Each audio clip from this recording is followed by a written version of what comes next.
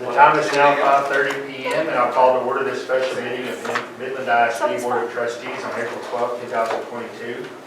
The first item on the agenda is a public hearing on the Board 2022 Redistricting Plan. Okay, the time is now 5:30 and we will start the public hearing. The purpose of this public hearing is to receive comments from the public concerning the proposed plan for new trustee districts. To be clear, the Board of Trustees has not adopted any new plan yet, but merely seeks input regarding a possible plan it is considering. At this point, we have no individuals signed up for public comment, and so we will skip to during the public hearing, I will call you in order that the names appear on the sign-in sheet, which we don't have yet, but we will have. They have the time to sign up, the option to sign up at any point during this meeting, and so Sid's going to give a short presentation, so if anybody signs up, that's what I'm going to explain now. You will be limited to 3 minutes. If necessary, please plan your comments accordingly. I will hold each speaker to strictly to this time limit so that everyone who wishes to will have a fair opportunity to speak. After you've reached your time limit, I will ask you to stop speaking so the next speaker will have his or her turn.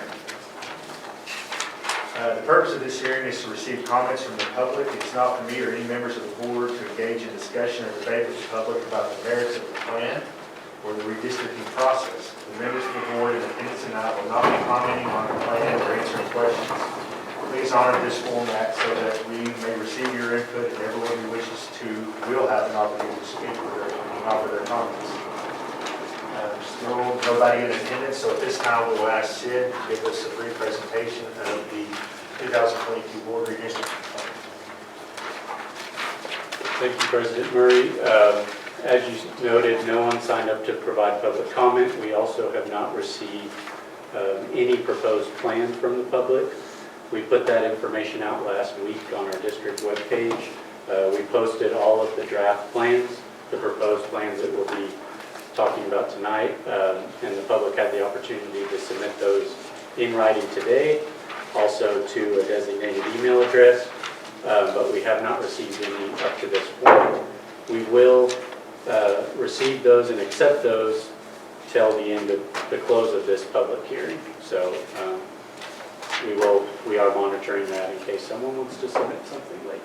But I did want to give the public sort of an overview of what we've done so far and how we got to this point. So we've been through a couple meetings now. Our first meeting was on February 8th, 2022, where we were provided an initial assessment of our 2020 census data. And that initial assessment showed that we were out of balance. The general rule is that our districts must be in population balance, and the 10% rule is what we follow, which means that there can't be a total deviation between two districts that's over 10%. Part of the guidelines that we have to follow when we're fixing those districts is one, like I said, the 10% rule, the Voting Rights Act, and limit our redistricting. We cannot base it on race, but race has to be taken into consideration in order to not discriminate against protected minority groups.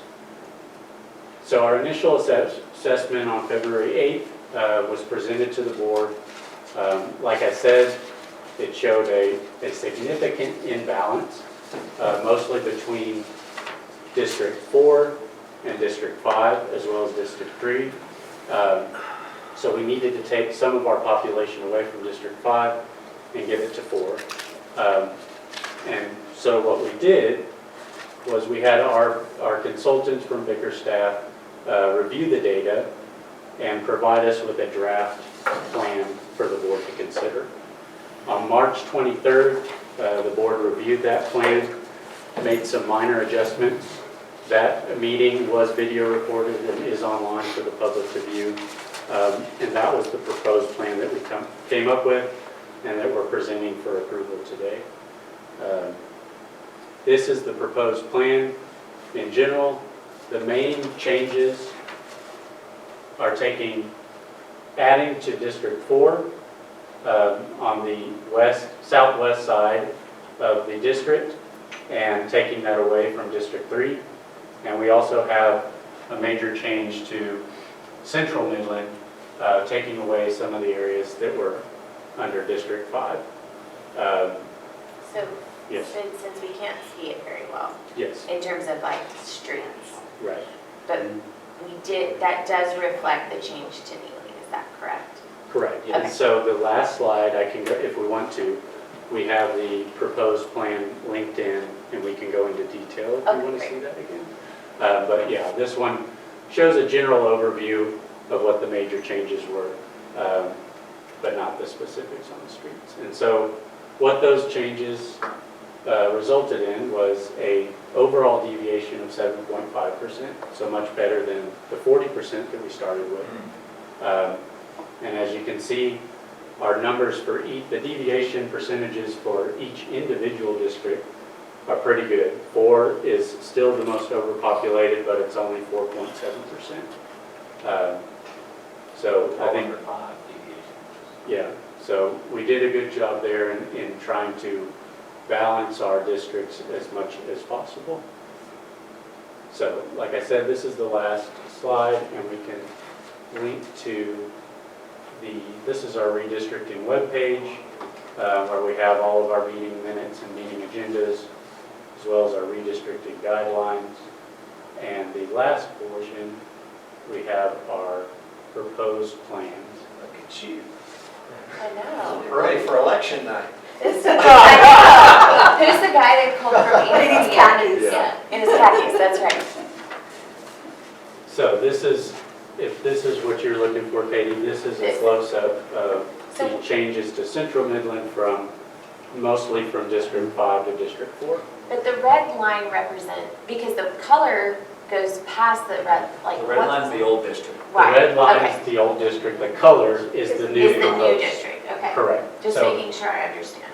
yes, and I think these are the voting precincts for the blue lines there. Okay. So, yeah, anywhere where the color crosses over that red line is where the. Is where the expansion was Yeah. to make up the difference. Or contraction. Or contraction. Right, okay. and so that was the major change, as well as I mentioned, there we go, over on this side for District 3, that was added to Ms. Joyner's district. So, any questions, comments? Like I said, this is generally a public hearing for the public to provide their comments. We don't have any. We wanted to do a quick overview of how we got here, but if not, we can close the public hearing, and the board can consider adopting the proposed plan if they choose to do so. Mr. Maris? No. No plans.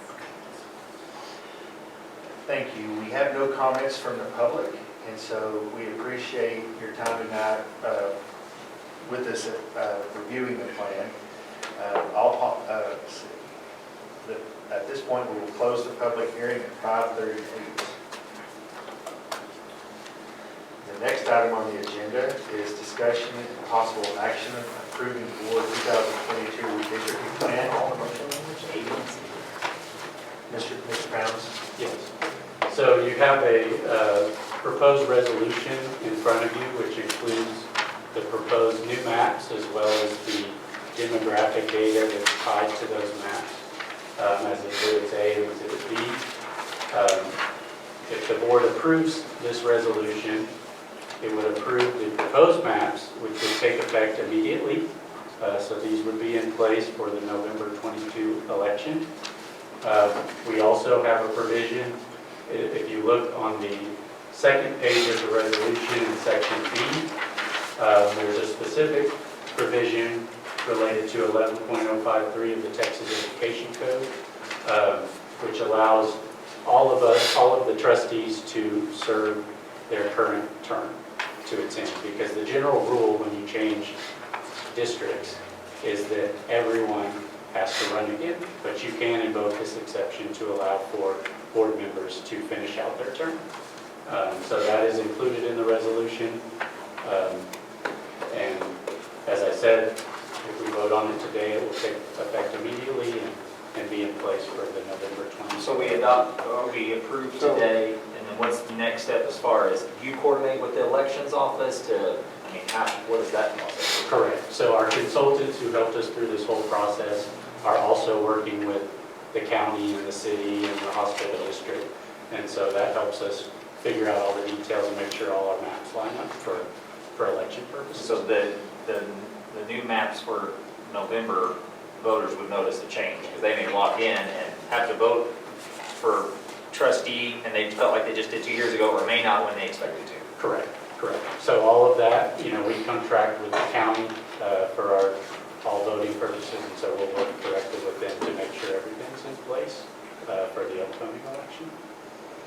So, pursuant to section 11.053, so it's an agreement that all the current scheduled elections are going to stay the same, basically, to finishing out the term. Correct. So we have 3 board members that They're are coming up for, up for election in November. So those 3 board members will run.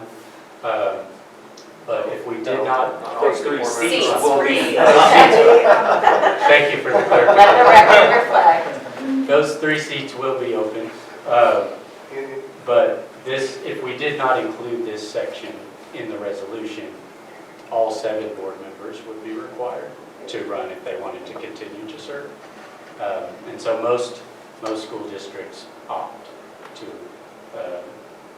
approve this exception. So this isn't something that's uncommon, and it's included in the It's the education code. most, it's the most common. Yeah. Any other discussion? May I have a motion? so moved. Second. I have a motion by Mr. Bishop, a second by Mr. Booker. Any discussion from the board? Okay, all in favor, please signify by raising your right hand. It's unanimous, thank you. At this time, the time is now 5:42, and we will adjourn the special board meeting. Thanks for your work, State.